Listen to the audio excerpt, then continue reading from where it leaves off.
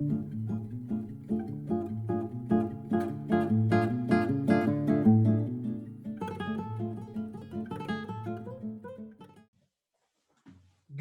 afternoon, everybody. Here we are on another 5 minutes with Sean, maybe 10. This is a sit down edition, but it is an international sit down edition because I am joined by my guy, Artur Zaluska from Warsaw, Poland. Artur, how are you, man? Hi, Sean. Thanks for having me. I'm having a great day. How are you doing today? Doing wonderful, man. Thank you so much for asking. Obviously, we've connected on LinkedIn. I watch your work with the BDC.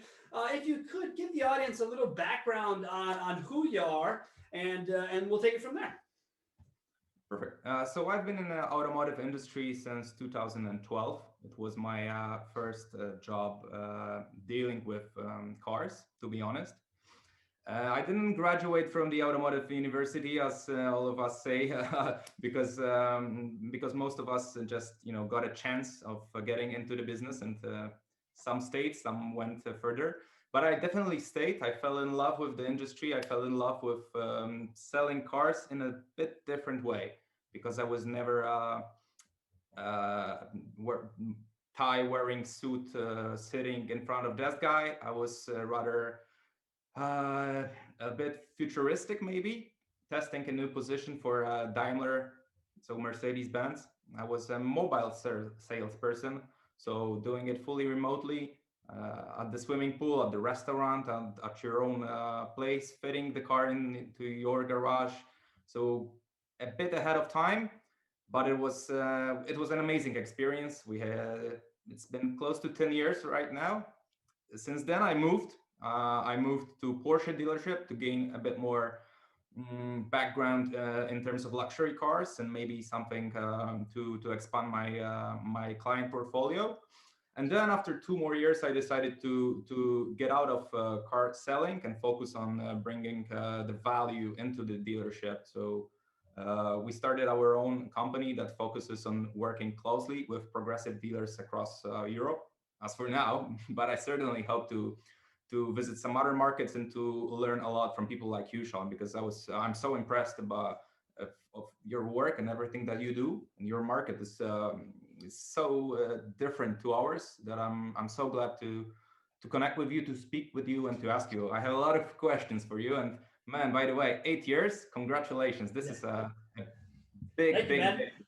It's very cool. Yeah, I mean, obviously you're out on your own too, right? So you know what it's like to sort of take that jump, take that risk, and it's paid off. It's been great to have. And I'll tell you something, man. Our industry sounds like it's way behind yours. We have the same commodity at hand, but you're talking about remote selling. Now, me personally, I started remote selling in 2005, 2006. But you're talking about from an OEM position that was being supported was this idea that you would just bring the car deal to whoever wanted it. And that was at Mercedes, which is I mean, that's a luxury brand even for you, right? It's not like it's any different.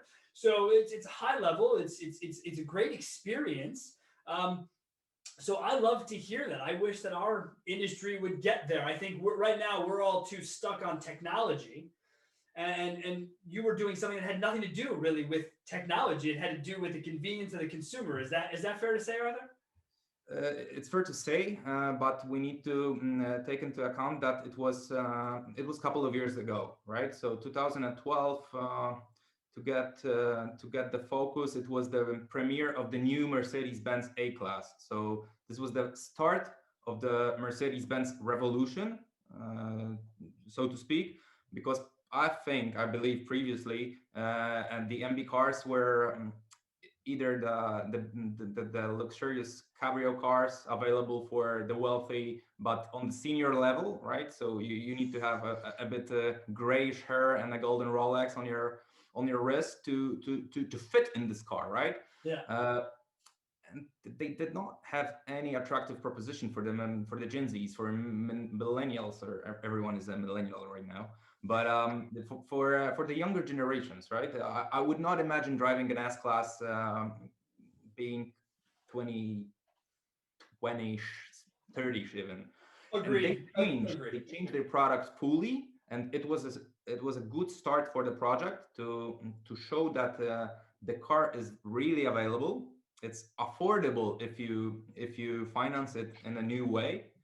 And therefore, we created, I mean, Daimler created, and listen, a temporary city showroom, wooden construction, fully, maybe not fully, but pro-ecological. So hot topic, very hot topic. Very much so. The In the idea of the big center, grandiose showroom.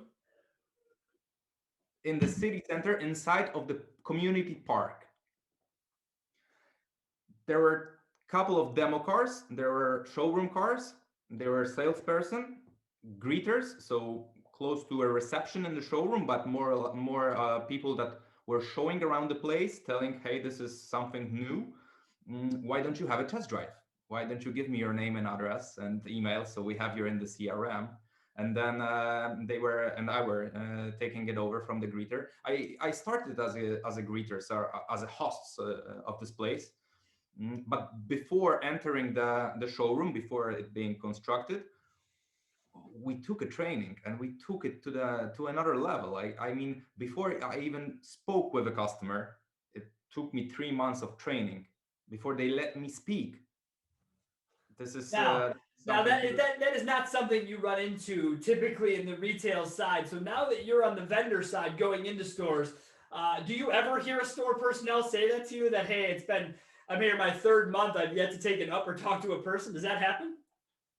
no, but I hear stories that they are on the 3 months like starting period, and they yet to receive a PC, for example, or they're not operating on their under their own email address. They're using their Or friends. business cards, right? Or whatever the case is, right? It's pathetic in some ways, and that's no different than here. We love to put the sale before the training, right? Cart before the horse. That's what this is. That's what we always do, because look, we hired you, we saw something in you, now go show it to us. It's such a poor example. I talk a lot about I'm a big baseball nut, and so for years growing up, even in baseball, people would say to me, hey, you don't have enough power, you don't hit with enough power, and they'd walk away, right? And you'd always sit there, they'd walk away, and you go, all right, so you told me what it is that I don't do, but are you going to tell me where in my swing, where in my contact, where can I get power from? I'm obviously a smaller guy, and it never ever came up. But now we train athletes based on their weakness. We say this is what's weak. Here's how you fix it. Here's how you get better. Artur, is that what you try to do in the position you're in now for the BDC? Is you try to look at people and say, this is your weakness. Let's work on this. Yes, and I would say yes 1,000 of times each and every day, woken up in the middle of the night. They are allowed to make mistakes, and I will repeat that. They are definitely allowed. They need to make mistakes. If someone does People not make make mistakes. mistakes, they need to make mistakes. I mean, if everything goes flawless, I'm worried. You'll have no appreciation when shit hits the fan. That's the reality of it. You won't know how to handle it. You won't know what to do. If everything that happens to you is perfect, which just like you said, I mean, I'm already worried if you're talking that way. I'm already concerned. I got no problem with the glass half full. I'm that guy, but it isn't full. Okay, it's still half full. That's the reality of the situation. So when we look at it from there, that's what we want to do. So I love that you say that, man. So all right, well, without further ado, the reason we hooked up on this whole thing, I wanted to have you on the show, and you had said to me that you had some questions. So we've done an episode in the past called Ask Sean. So where we took just random emails from people and did it. So what we're going to do today is we're going to do a live Ask Sean international edition, folks. So Artur, you've got some questions prepared. I'll turn it over to you, man, and let's see what you got. Perfect. Sean, it's been 8 years for you. Yep. Do you remember what made you realize that you can make the car biz a better place for everyone? Do you remember the day? I do. I don't remember the day. I'll tell you why. Because the reason we started Car Biz is because I've always had a dream to have my name on the front of a dealership. It's been my dream my whole life. And so I started talking to people. I was in a position in life where I could explore such an opportunity. And so I started talking to people and having conversations. And people said to me, Sean, it's not really what you want to do. And I said, I don't understand. It's about my whole life. It's my dream. It's what I want to do. But here in the United States, we're going through some serious consolidation, right? big dealer groups are getting even bigger. So if you own one store, it's pretty much to sell it to some big guy down the road. And so I started seeing the realities of the opportunity. And so I was at dinner with a wonderful owner that's still a partner of ours today. He's the reason we started our company. Tom Zimrick is his name, the CEO of Zimrick Automotive, Madison, Wisconsin. And he was basically saying, I said, I want to buy a store. And he looked at me like, no, why would you help one store? With your knowledge, you could help hundreds. And I thought, wow, that's kind of deep. You know what I mean? I hadn't thought about that. And so I was already down the funnel. See, I'm really bad with this. I already decide what I want to do. I get about 75% of the way through it. Then I start asking people what they think of it. Just because I find that if I don't get myself down there, someone could dissuade me early on when I don't need that. I'm trying, I got an idea. I got to hash it out. So I started talking to people, and my business partner, who's still my business partner today, and my wife, it was just three of us. We're still looking to buy a dealership. It was the same deal. But then after this dinner, Arthur, I guess it was that dinner. If I look to an exact moment, it was the idea of sitting with someone and them saying, "Why help one when you can help many?" And so that was the goal. That was the goal. And the name, people don't like the name. It's so funny, dude. We used to go to these big conferences and stuff, the big industry shows. We don't do that anymore, but we used to go. And so during the day, it's CarBiz logo everywhere. Our shirts, our backs, we're guerrilla marketing. We don't buy booths. We just walk around with our logo and force you into discussions. It's just how we roll. But at night, we put on our nice clothes and we go party. Well, I had my hat on like I have it on now, backwards, and just a regular shirt on with a sport coat and all this fancy stuff. And these two people in front of us were just bagging on our company. And didn't realize that we were the companies. My business partner standing there, and these two people were talking in front of us, not to us, but in front of us. And they're like, "Did you see these jerks with this arrogant name, this CarBiz done? Who do these people think they are?" And it was our first show ever. We looked at each other, we started laughing. We're like, "Dude, we're already pariahs. We just got here." But the name is because I believe there's a better way to do it. And I believe that I know that way. And I execute that way, and I'll bet everything I have on the way. And that's what I've done. So long answer, there it is. That's the beginning. And I certainly feel that you haven't looked back, and you didn't regret the decision. Not a chance, man. Never would I regret giving myself. I just told my wife this the other day. We were out for a hike, and I looked at her halfway into the hike. I said, I knew in my life I would be fine making money. I've always had the ability to do it my whole life. It's never been a concern of mine. Concern of mine was my life, my quality of life, right? In retail, 75, 80 hours, that was just the life. You're running stores, multiple stores, it never ends. So my quality of life is something I never imagined possible. And I gave up plenty of money to start my own company. I was just joking on on the 8-year anniversary. We didn't make any money. I was making money. The first 3 years of CarBiz was money I made when I was 18 years old. I'm damn near 40. So it was the first couple of years, it was questionable. It was like, well, does this make sense? But we had to get to who we were. We had to develop our plan. Arthur, we went through something similar, right, to what you do. We thought we could go out and be trainers to the world, man. Woo! We're going to be trainers and do it all and fix everyone's problems. Till I realized two things. One, not scalable without employees and overhead, which are two things I can't stand. Okay, sorry. People who work with me are bought into my company, so we all have the same amount of buy-in to do the right thing. So there are no employees. And the other big part for me in looking at sort of the whole picture as it is that it was a crowded space, right? The idea of trainer, go on LinkedIn for 4 minutes and tell me how many you scroll past. Like it's never ending. So keep coming each and every week. Each and every week, someone's an expert, right? So we were like, dude, we got what can we do that's not this? Like we got into it with Tom Zimrick. He wanted to retool his whole BDC. So we retooled the whole thing with him. That was our first job as CarBiz, but we knew it wasn't scalable. We knew we couldn't do it. Not to mention, when we started CarBiz, I was being sued by my previous billion-dollar company for a non-compete clause. I don't know if you know what that is. And okay, so you guys deal with them. But yeah, so I didn't realize it. I was kind of, I don't know, naive, arrogance. You can put whatever word you want after it. But the reality was the specific language in my contract said that I could not approach people. Well, I had call logs proving I didn't call any of these people. all these dealers called me to ask me why I left and what I was doing on my own.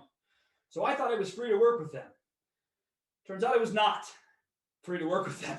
And so we had a huge lawsuit at our front door within 3 months of starting our company, which most people say to me, Sean, gosh, that would have just deterred me and taken me off the rails. Sorry, complete opposite. If $1 billion company has concerns with what I'm doing, we're onto something.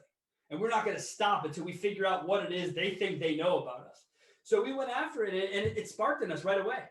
Vendors started to look at us and ask us what we were doing, because we were starting to ask dealers what they knew about their vendors. What do you know about how much you spend?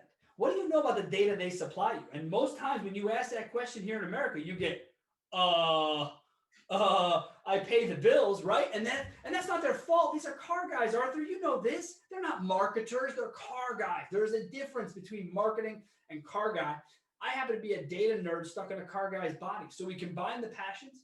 My business partner and best friend since we were 13 years old. We're almost both approaching 40 here in a month. And so we've known each other a long time, and his skill set is data aggregation. The dude can just pull, spreadsheet his life away, 14 monitors, boom, boom, boom, boom, boom. And I can't stand that shit. I cannot, do not, will not. My wife is a CFO money wizard. Not either of those. Take those two, put them with me. I'm the front man, no problem. Always been it, happy to do it.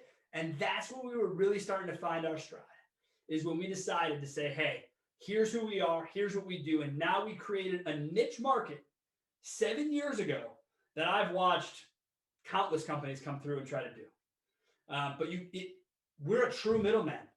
You don't take money from people. You don't take opinions from people. All you do is look out for the client's best interest.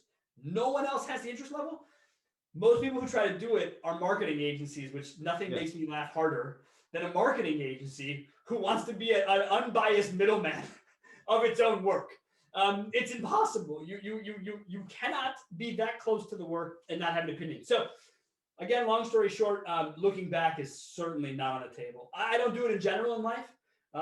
Most times, maybe once or twice, I think I said, oh, maybe if, but I don't dwell on it very long. So yeah, man, great question. And I would recommend, and let me ask you though, how long have you been after doing what you're doing on your own? The company has 6 years. I've been with them for 2 years, close to 2 years. And do you look back and regret what you did? Oh, no. And why is that? A minute. I lost you, sorry. And why is that? Oh, the quality of life, as you mentioned, man. I wake up and I cannot wait for a Monday to start. It's a new feeling for me. On Sunday, I'm close to like, okay, tomorrow is a Monday. I love this day. I've literally never thought that I would be thinking this way. It's getting towards the danger zone that I enjoy work too much. But at the end of the day, if you spend a lot of time at the office, it's really good for you to have this environment that kicks you in the butt. Absolutely. And you're right. Looking forward to Mondays is a big deal, Arthur. It's something that you should look forward. And that's what I say. I don't really have a week. My week's linear. We work within time frames. So all of our client work is due by the 14th of the month. And we start on the 2nd. So we have 12 days of hell, I call it. This was our biggest month ever of clients and load lists. I did over 300 personalized videos. That's why this is a little rough this month. And so biggest ever. And it brought me to a realization that people were like, well, it's Friday, you got to go out. And I'm like, no, it's the 9th. You know what I mean? Or it's the 8th. It's Sunday. No, it's the 10th. And then after the 12th, I don't give a shit what day it is. I don't care. I'll wake up and think every day is a Saturday as far as I'm concerned. But when you have that time frame, those deadlines, that's how we set it up for a reason. And 8 years in, we've never missed a deadline for that reason. So big part for us. All right, Arthur, what's next on the list? Especially just to add, if you work with foreign markets, sometimes Sunday is just another day of work and another day could be free. And this is how we roll. We don't really have Easter, Christmas, or anything like that because some of our clients, they just, they don't know what it is. So yeah, you don't have Sundays closed. You don't have the holiday off thing. You guys it's 365. We do have Sundays closed, Okay. especially since 2 years Polish market, Polish constitution gave the community a chance to be closer to the family. So Sundays are off. Hey, I don't know if it's a good idea or not. I don't care. But in some markets, Mondays are off. got it. But it's that day. It's that one day a week. Close everything up. Make Yeah, everyone be spend more or time less, somewhere else. more or less, yes, yes. They are close, and but I've seen on especially in the States, I've seen that more and more companies push dealers into being open 24/7, and they offer like offshore support of the after the closing hours. Is it a trend right now in the States? Yeah, I mean, it is, man. It's really just on the chat feature of a website, right? I mean, some dealers will be, claim to have service departments open, 24 hours, stuff like that. It's really rare. And everything here is done by state. So Oh. each state has its own set of what we refer to as blue laws and kind of applies to them and what they want to do. So here in Wisconsin, we're closed on Sundays. We also cannot give a referral money. Oh yeah, yeah. So, right? I know it. Huh? So in Colorado, it was the same way. It was no it was no Sundays, but I could referral, and I love referral. I think it's very important to be able to give people referrals, right? And so I printed business cards with $100 bills with my face on them, and I just said, look, every time someone brings it in, just I would end my walk arounds to deliver the new car, and I'd say, hey, by the way, to say thank you, I put $500 in your glove box, and I just turn and walk away. You'd make it two steps where someone would go screaming, what'd you do? And come out and they'd see the business cards and they'd first be like, oh, you lied to me. I'm like, well, no, every time you bring this in, I'm going to cut you a check for $100. So give these to your friends. And within 6 months, Saturdays, people were just coming in with these cards. My sales team hated my guts. They were just working for half deals. But at the end of the day, had to establish the brand, had to work for what, I'm here to work for me. Sounds selfish, but that's the way it is, especially when you sell something. How many dealers did you work during those 8 years? Do you remember the name? Do you know the Do I know the names of the dealers I've worked with over the no, last 8 years? the amount of the dealers that you have worked with? The That number. we've worked with over the years. We just passed over 100 dealers. Through rotation, in, out, off, on. Right now, we're sitting at about rooftops and all, probably right around 60, between 60 and 70. There's some definite fluctuations. Most times that we have been removed from a dealership is my fault. Because I get so engaged in the dealer itself. I want to learn and know everything about it. I'll start making recommendations like hire an internet manager, hire a marketing director, and without fail, they will do that. And those people will come in and want me removed, which is so weird. But I get it. It's ego driven. It's fear that I want your job. The news here, let me just newsflash for anyone. I don't want your job. So, and if I wanted it, I'll just come take it. Know that about me. Know that if something was appealing enough to me, I would just make it mine. And so I don't want your job. I don't want to live where you live and do what you do. So don't worry about it. I'm here to help and support. That's my job. I'm fortunate that I can work for the love of my work. I can take a much less stressful job not working for myself, and I don't have to care necessarily about money. I'm not saying I'm the Red Cross. That's not what I'm saying. All I'm saying is my life's priorities have changed. I'm not as motivated by being a multimillionaire as I am someone who spends 40 hours a week doing what they want and working 20. That's if I'm going to spend 60 hours doing something, I'd rather it be what I want and the rest of it be work to supplant. So that's how I roll. But yeah, I know all the customers. I still remember them all. I still try to communicate with just about anyone who's ever done business with us. Just because you did business with me, we saw eye to eye at some point. Maybe you need my help again. Maybe you don't, or maybe you just want to say hi. And that happens all the time. I've only had one kind of nasty divorce. And it was super odd. It was very unprofessional, and that was it. So 1 out of almost 100, I'd say, is not bad. Yeah, it would be weird if you didn't have a divorce. It's a nice. If everything was all knit up and clean, right? Yeah. The other divorce that I had was actually our first ever what we call vendor management client. They were the first. They were client 001 under that product offering, and after 2 years, they left. They were gone for exactly 11 months, and then came back and haven't left since.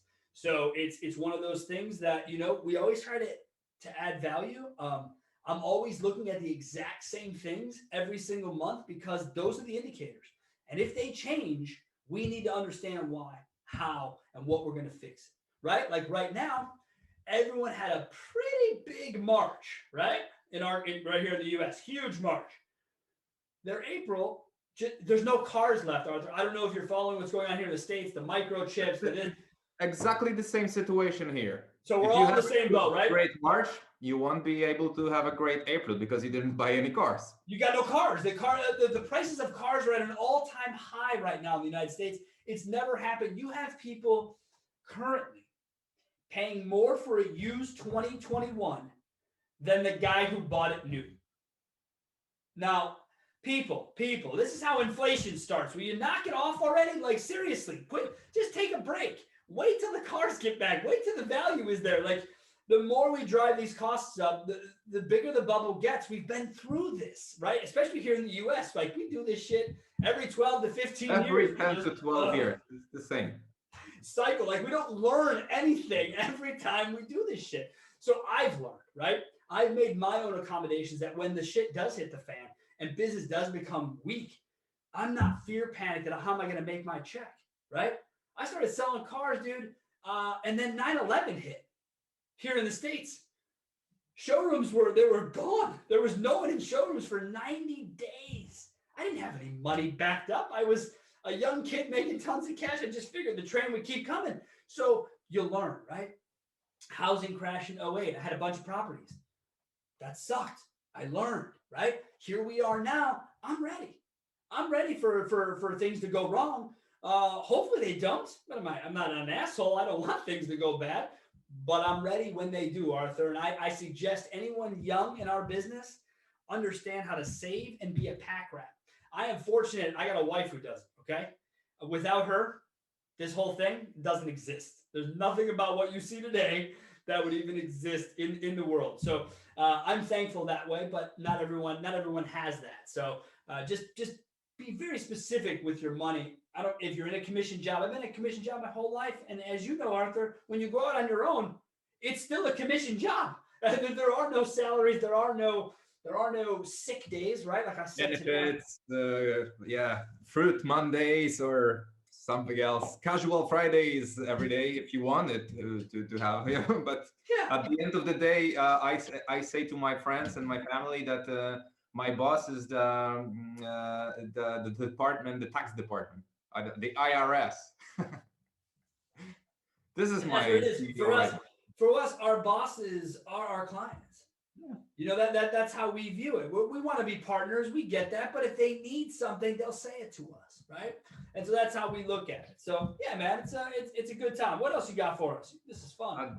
At the end of the day, it's their business, and I totally understand you because I suffer from the same exactly thing. Uh, I overreact because I overcare. I care too much. I want them to be successful in every single step they take. And I learn on the job because I know that I can be raw and I can be maybe, not too hard, but I could just say something that that hurts simply. But that's my role, and I'm not a guy that likes to hurt people. I'm rather a polite and gentle dude. So it's always hard to say to the owner or to the daughter of the owner. Right now, I'm working with a decent lady that got the dealership from her father. He passed away a couple of years ago. Uh, and she took it to another level, bought another dealership. So she reinvented the place, but at the end of the day, she's alone in it, and she needs full support. Uh, and I was saying some painful things regarding one of the dealerships, and I realized that hey, maybe I'm being too hard on her, but because in her shoes, I would never know what to do. So I'm in the same time I feel both. I want to help so much, but sometimes you need to take the step back and figure it out, maybe in a gentle, softer way. It takes more time, definitely, but it took them years to build the business, and they Correct. stayed during a lot of crisis. And 2008 was the same.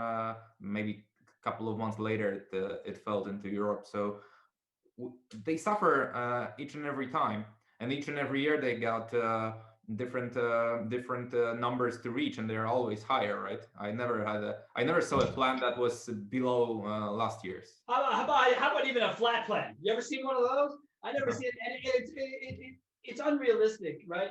There aren't many businesses who expect 25% year over year growth, and some of it comes from the manufacturer who knows nothing about retail operations and should mind their own business, make cars, and leave the rest to us, if you don't mind. But here you brought up something interesting, because we have the same problem, right? We overcare. So my business partner, we were in Madison, and I'd come out of a meeting, and I was really pissed off that no one was listening. I was like, dude, this is a major problem, and no one wants to hear it. I'm really pissed, and I don't know what to do about it. And he just looked at me really calmly. He's like, dude, we can't care more than they do. No, no, And no. it It's changed so everything. hard to do it. Yeah, I know, but in the moment, it changed everything, and I was like, all right, cool. And so you talk about being harsh versus, being soft, right? I've got a reputation for being an asshole.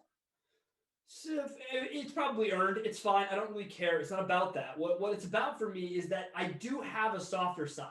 Okay, I am someone who's learned over the years to kind of shave off the edges a little bit, right? So when I write emails, I probably write 3 to 4 different versions each time, and I delete through them because the first one typically is something that I shouldn't be saying, so I delete it. Second one's a little closer, but it's still got some of that jerk in it. Let's delete it again. And then go to the third one, and now we found our way. And I do that it's not to censor myself, it's to edit. And there's nothing wrong with editing yourself. And I don't always have to use the F word, right? I can say F word or I can say frig and it would be the same. But if I want to get impact, I'll use the F word. And that's in its positioned appropriately. You want to make sure of that. But like I said, I've gotten a reputation for being straightforward. And that's what I'm looking for that. I would love that to be on the headstone, right? Sean, he was straightforward. Great. That works for me. I have no issue with that. Honesty to me comes with being straightforward. Transparency comes with being straightforward. It's all the same verbiage to me. So yeah, man. You have empathy. I'm getting there. I've struggled with empathy my whole life because I don't get it. I don't get other people's problems. I don't get it's just something I've always struggled with. It's just truly, this is why I go to therapy, is so that I can work through some shit and understand how I can be a better human. Because I think empathy makes me that way. Like I'm not a kid guy. I can get around kids, back of my neck stands up. I get freaked out. I don't want to be in the same room. I don't have them obviously. And so it's something that I go through all the time. People are like, "Oh, you hate kids?" It's like, hate's a strong word. I just would rather not be around them. I don't know. Is that unfair to say? But you can't say that to other parents, Arthur. You can't speak to people about your. So then empathy, when people are complaining about their kids, I'm like, I'm void. I'm void. I can't help you right now because you're complaining about something I don't care about. So when people would come into my office as a GM, they'd say, Sean, I got to leave early for my kid. Early on, I'd say, I don't give a shit about your kid. Get back to work.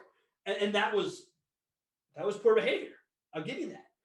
But I didn't know a better way. And empathy is the way there, I think, Arthur. Would you agree?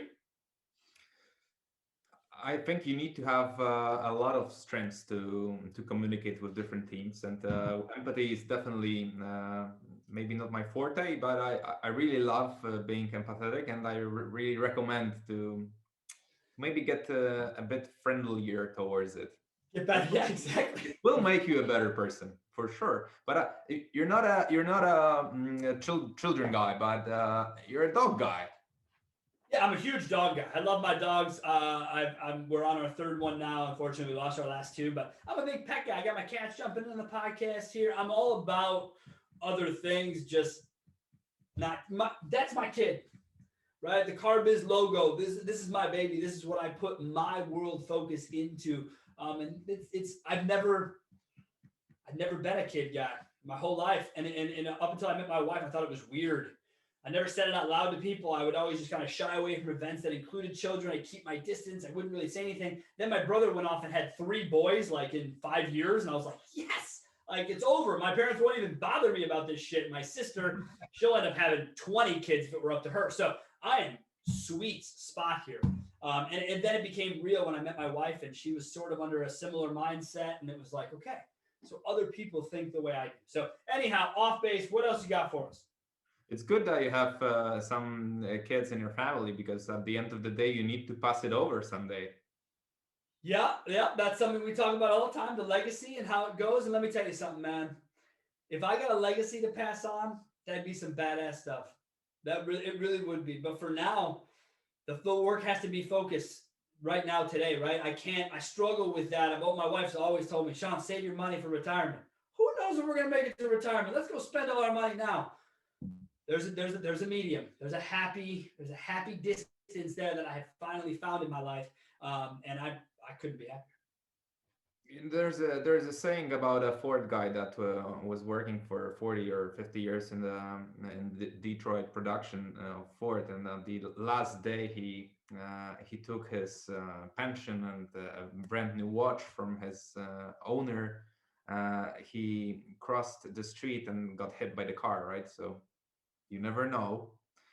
Uh, I agree. You need to live your life, for fuck's sake. And but this the middle line, this soft, maybe this ideal spot for finding a better place for you to be outside of work, outside of your home, because for 2 years now you're spending your all day at home, right, working at the place that was supposed to be something else. And I'm home officing for every single day most of the times, and my girlfriend is home officing for close to 2 years right now, and we're going crazy from time to time. And my strength is me, myself. And if you eliminate me from the BDC room, from the management office, CEO office, whatever, from people, I struggle, because I work with people. I'm like you. I'm the front face. I have in our company we have the IT department, the support department. I don't even understand sometimes what are they talking about. But at the end of the day, at the same time, when I go to a dealership, they move back and they don't really want to be in my place, and I definitely don't want to be in theirs, because we're totally different people in terms of our knowledge and our capability of talking. I could speak all day, all night, and I needed to adapt, like everyone needed to adapt this time. I switched into a remote manager, and thanks to technology, it was possible. I know I'm a pain in the ass, because I'm calling them my teams. I hang up with one guy, and I call the second one. So I know it's painful experience for them as well, because I need to know what they're doing, how they are feeling, what did they achieve yesterday, what do they want to do today and tomorrow. Can I help somehow? Can I eliminate any kind of blockers on their way? Because my way of operating is very close to an agile way of thinking of project management. So I implement the agile uh, way of thinking into automotive, into a BDC, which is some. I've never really saw a call center or a business center that operates in this way. That those teams, they are fully responsible for their work. To be honest, they don't need a real manager. They need a supporter. They need a sparkle to generate the buzz, to show them that they're doing good, that they have good energy in the room. Just really, it goes down to being supportive, and to let them make mistakes, to let them learn. You hit the nail on the head, man. Being agile, being available. See, for us, we're fortunate. We pretty much, the first couple years of CarBiz, we were still doing some consulting in store kind of stuff. But when we developed vendor management was always being developed digitally. The goal there is to deliver personalized videos of all your advertisers, all your data, all your information, so you can watch it on demand at your at your leisure when you have time, and there's nothing required of you, right? And so we've been working remotely our whole lives. We've never had offices. We've never worried about any of that. So the last 2 years haven't been that weird to us in that way.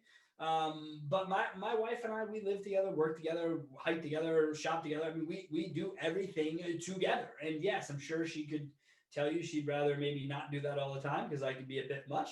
And so the same can be true for all of us. But the fact that we're here and we're trying to be different, we're trying to work with the times, Arthur, I think is very, very important. Look, man, we have been talking for quite a while here. So why don't you give us one last question here to move us more? You've been more than gracious with your time, and we'll keep this thing going.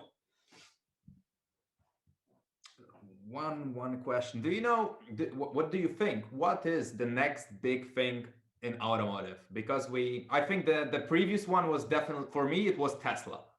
This was a game changer, right? I've never driven it. I was a cab passenger once. I don't get it, to be honest. It doesn't look fancy. I'm not the biggest fan. I don't know. But what's the next big thing for you? If you put some money on it, what would it be? And I will tell you in a second my opinion. So we could agree on the Tesla front. I don't care for it. I don't really quite understand it. I've been in them. I've driven them. They're weird. They're quiet. And honestly, like I've told people, man, I don't, if I'm out driving somewhere for 200 plus miles, means I'm road tripping somewhere. I can't sit around for an hour waiting for a car to get energy. I gotta be able to go to a gas station, get gas, and keep my ass moving. Like, that's just how I roll. I like to hear my car. I like to feel my car. I certainly don't want my car driving itself. I realize people say to me all the time, Sean, with as busy as you are, you want a car to drive yourself? Dude, I'm sorry. I ain't that busy. Like, if I'm in a car, stay off your fucking phone unless you're in the passenger seat. You are not that busy. There is nothing going on in your life that needs your immediate attention. And if it does, pull your car off the side of the road. So that's my thing on the self-driving. I don't really care. It's not a thing to me. What do I think is the next big part in the car business for the next couple of years? And I don't necessarily mean like a new car brand, right? No. You just mean the kind of next big thing. I think it's really going to come down to in our world, man. It's gonna be about consolidation. Unfortunately, it's already a growing trend. These mega groups in the United States are only going to get bigger. And so for the guys who own one store, two store, three store, four store, how are they going to compete with the Costco's of the automotive world, the guys who have so much volume and space and size? But the way they do it, the forward thinking here is already something it's what you were working on in 2012. The remote ability to sell cars without being in a showroom. No, this doesn't mean buying them online. What I'm talking about is bringing the deal to the customer. That's where we're headed. We're headed to the customer holds way more of the cars than they've ever held before, and that's going to be okay with us. So let's work on that. What do you think is upcoming? I think two things are coming. One, it's gonna be I don't know the market in the States. Do you have car sharing? Yeah, absolutely. Took quite the hit, obviously, right, during COVID, from that, like the Ubers of the world, so that sort of thing, and then also the idea of like car sharing where I own a car, but I'm not there all the time, so you can come pop my keys in, do all that. Yeah, a little bit of a growing trend, but I got to be honest with you, here in the U.S., man, after COVID, people have gone out and want to buy their own cars again. People want to be in their own stuff, so we're happy to see it. So do you think it's going to be a growing trend, this idea, or do you think it now loses steam because everyone wants to have their own? For sure, it's not.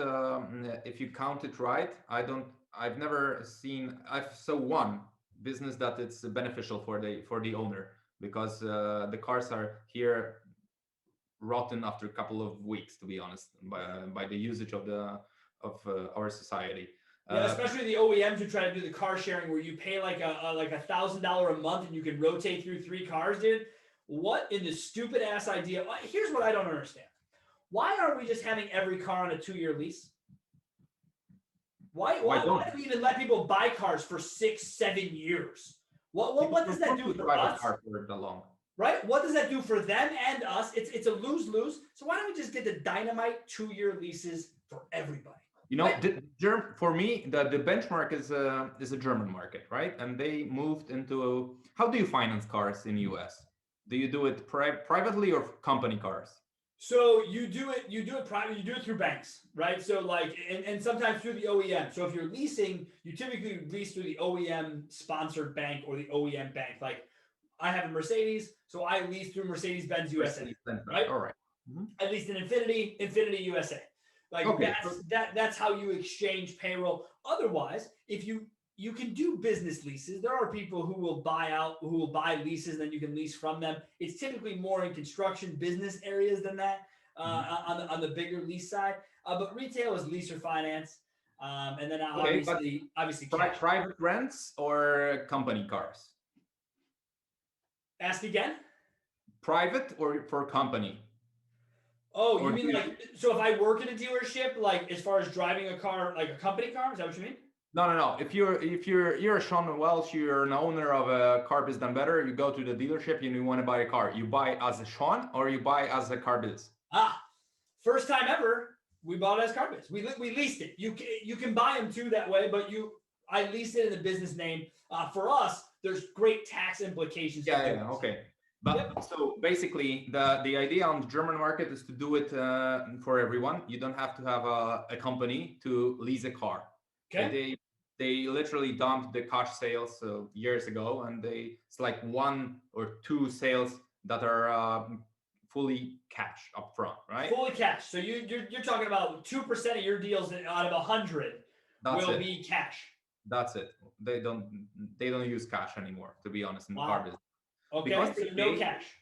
no, not really. I spoke with a few German salespeople, and they said, okay, cash, I can probably like one maybe. Credit in the bank, never. I sold during a couple of years of selling cars. I sold maybe 2 cars for a private guy for a credit. So like That were financed for through a private bank that were like six normal years of like financing at 5%. yeah, maybe 2 people. Most of them they get for your company as a rent or a leasing, whatever the taxes say that you should do. And the contracts starts from 24 months up until 60. And I don't know. I would be crazy driving 8 years the same car, as I really switched vehicles like in 2, 3, 6. You know how you sell your car, demo car, you get a new one, right? The So two grandest years. motivation one could That's ever it. have, right? You start off in the car business. In my case, I got a 1999 Cavalier, right? And you're like, what a slap in the face. You guys give me a two-door Cavalier. This is bullshit. But it was like, hey, Sean, sell your Cavalier, move up to a Trailblazer. Oh, okay. Sell your Remember this Trailblazer, thought. get a Tahoe. And I'm like, well, fuck, let's go. I want more. I want more. And so, you're driving a Tahoe in 6 months and life is grand, So it's great motivation. We don't do a lot of it in the States anymore for salespeople. Demos are a dying breed, dude, especially now when there's no inventory. Jeez Louise, could you imagine your sales guys being like, yeah, I want a nice demo. Like, there are no demos. I got 7 cars in the lot, for God's sakes. So yeah, that's super interesting. So your turnover is a lot more in that 3-year market. You're seeing people coming back with 3-year-old cars consistently. You're not finding 12-year-old trade-ins coming in, are you? I mean, that's your point. Your point is these guys are keeping them, and if they kept them 12 years, it's probably a collector. 2, 3, 4. Most of them are 3-year contracts for 36 months. You pay 10% up front, or you pay nothing up front. It depends on your taxes and what you need, right? And if the business leases it, do you care about the individual's credit? If it's for the company, yes, you need to have a company longer than a couple of months, like half a year. You need to show your papers, the financial papers. Got it. Or they require you to do 20% upfront, and they stop caring because of the high residual value, right? So yeah, and they set those at time of purchase like we do here. So when I lease my car, I know exactly what I could buy it for. I won't, but you could. It's interesting. I always tell people here in the States, I've been recommending this my whole life, which is always lease a car. I don't care. Someone's like, oh, it's my dream car. I want to have it for the rest of my life. I don't care. Lease it. Why? If you calculate it, it's not the best solution, because the way cheaper for you would be to buy the car and sell it in a year or year and a half and regain the money. However, I was a car sales guy, and I always recommended to ask the accountant, "Hey, I'm not a financial advisor. Go to your accountant, ask your questions. This is the offer. I would choose this and that on your based on what I see on your papers, right?" Sure, And sure, and that's what you got to do. You're working for the customer, right? So that's yeah, really yeah, always. the important part.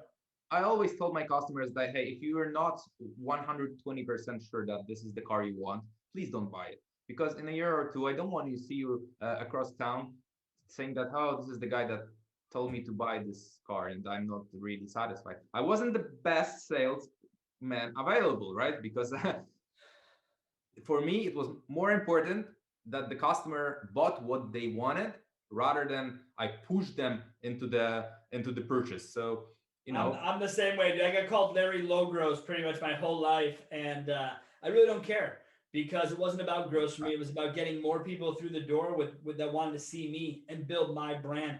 And if you didn't want to take the car deal, that's on you, managers. That's on you, desk, whatever. I don't really, it doesn't matter. But yeah, dude, when managers would come over right for the TO and sit down at the table, famous I would TO, man, I literally saw it maybe once, really. really, and I would never ever imagine that those people that I saw uh, taking over. Ah, man, that would be horrible if my one of my ex Dude, bosses. that is so commonplace in the States. It's not even crazy. Like right now, it's happening right now somewhere where a closing manager is coming in. And I used to go around the other side of the table and I'd put my arms around the customers and I'd say, all right, let's go get this guy. And managers hated my guts for it. But the point was, if you were going to make this switch on me, if you weren't going to let me do what I knew I could do, then I'm on their team.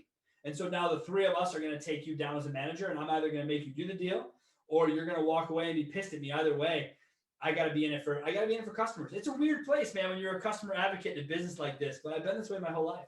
I'm always gonna look out for people's best interests. So Arthur, do you think that leasing is gonna take off? Like how does that tie into what you think the future looks like? I think it's going to the OEMs are going to switch into the agency type of selling. It's been tested here on a couple of markets in Sweden, for Direct example. selling? Direct selling from the manufacturer direct to consumer without dealers? With the dealers, but not in a current state of mind dealers. So That's they what will Tesla not. does here in the United States. Tesla Yeah, does yeah, not have dealerships. They don't have franchise agreements. yeah, They more or go less. direct to consumer. Yes, like directly, but you still need to pick up the car somewhere, right? So I would think about it as a point of sale, point of Yeah. retail. To be honest, the time of that we saw showrooms being built 2, 3, 4 floors, man, hundreds of millions of dollars pumped into ground with concrete and floors and glasses and TVs. Those times are over. If you decided last year to buy a big showroom, man, I would be worried, but I know a couple of showrooms that were built yesterday or a couple of months ago. I'm not sure it's going to be beneficial for the owners because I do believe that the agency type of selling it's going to be beneficial for the customer, right? It's because you want to order a car, you just hit the red, green, white, or blue color, and then you choose a rim or safety features of the car that you like to have, and that's it. Why Yeah, waste time?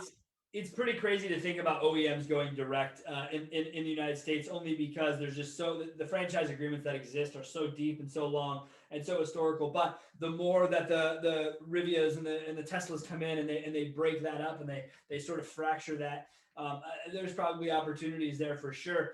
To me, man, I'll be honest with you, that scares the hell out of me because manufacturers they're not retail people. No, They're no, just no, but not. imagine that way. Okay, they're not they wholesale. They just deliver the car, right? They take orders From the from the dealers. dealers. Yeah, they just Yeah. deliver the car, and then you just schedule a meeting. You just do the pickup. To be honest, if I go to the dealer, I bought my car, I didn't drive it. I just sit behind the steering wheel, said, okay, I need this roof rather black than gray. That's it. I've drove many cars. Come on, it's 150 horsepower. How can it drive? Yeah, we saw the car we wanted right before they actually come out here to the States, and I'm like, cool. Let me show me the colors. All right, give me that color, those rims. When can it be here? Awesome, thanks. My buddy's like, you're gonna drive it. I'm like, no, I'm not gonna drive. What do I care? Yeah, Like, I'm I gonna like the way drive the it car for two looks. next years, man. So It's a Mercedes. I got a 3-year lease on it. I'm not going anywhere. So let's just bring the damn thing in. Let's go to work. and Yeah. man, So come on. I totally get that, man. Well, let's hope that that does not necessarily happen because I think that the dealerships and the showrooms are of value to their communities. You I still think I have think to service the car. You still have to do it. You still that's have fair, to and do the oil someone's change. got to be there. Yes, you need to the tire change. You need to do the paints and stuff because the car is gonna crash. However, when the Teslas and the Rivians and the electric AMGs gonna are gonna show in more and more at the dealership doors, service base could suffer as well because there are way less parts in the electric car. They're going to be more expensive to service themselves because they need to leverage. But parts. I mean, it's like 300 parts in the electric cars compared to tens of 3,000, thousands. right? But here's my thing, dude. I was in my buddy's Audi dealership, and they had the e-tron bottom. That's all it was, dude. And that thing was terrifying, right? Because it's just battery packs, and the Yeah. mechanics were all kind of standing around looking at it like, I think I'm gonna die touching this thing. And there were specific rules, and so there's a lot to learn there. There's a lot to understand. It's not for me. I'm good. I like my gas vehicle. I think electric comes with its own issue. I get that it's green, but you're gonna need lithium to run that, and lithium don't come out of the air, so you're gonna have to get it from somewhere. And so and then you have to dispose of these batteries, Arthur. I don't think anyone's talking about disposal. Shit, dude, you know what it takes to get rid of 10 AA batteries? You gotta like pay a $5 way fee just to get rid of AA batteries. I can't imagine a car that's completely integrated. How do we dispose? What do we do? I think there are some long-standing issues, but it's just either way, it's not for me. I don't think electricity is the answer because where I live, I think that I'm not gonna shoot the numbers, but I think at least 75% of the energy is not green. I'm sure it's not. Yeah, So it's not basically, renewable uh, in that way. yeah, it's like charging your Tesla through a diesel, right? Doesn't make any sense at all. You No. guys have a lot of diesel there.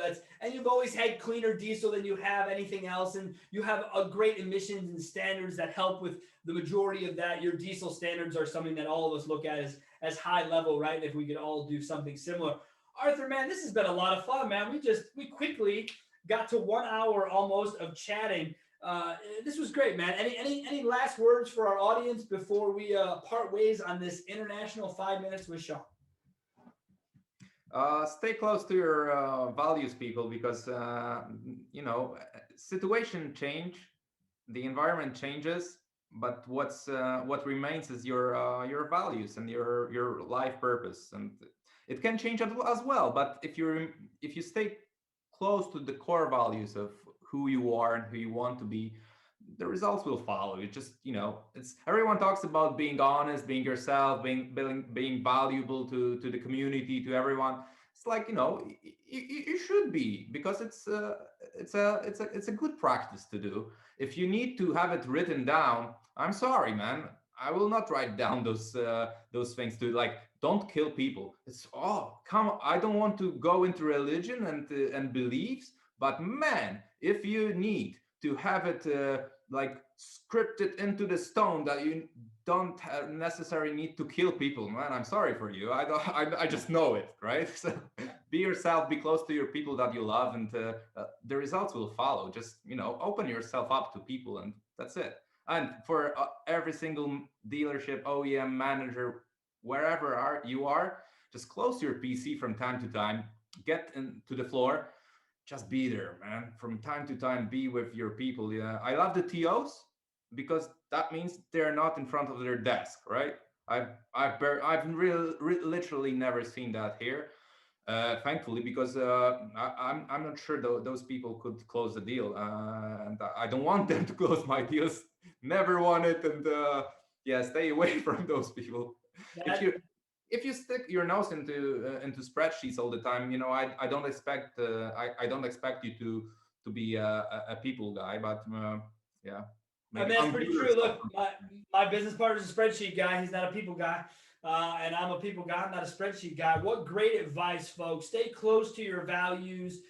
Be who you want to be, but be honest about it.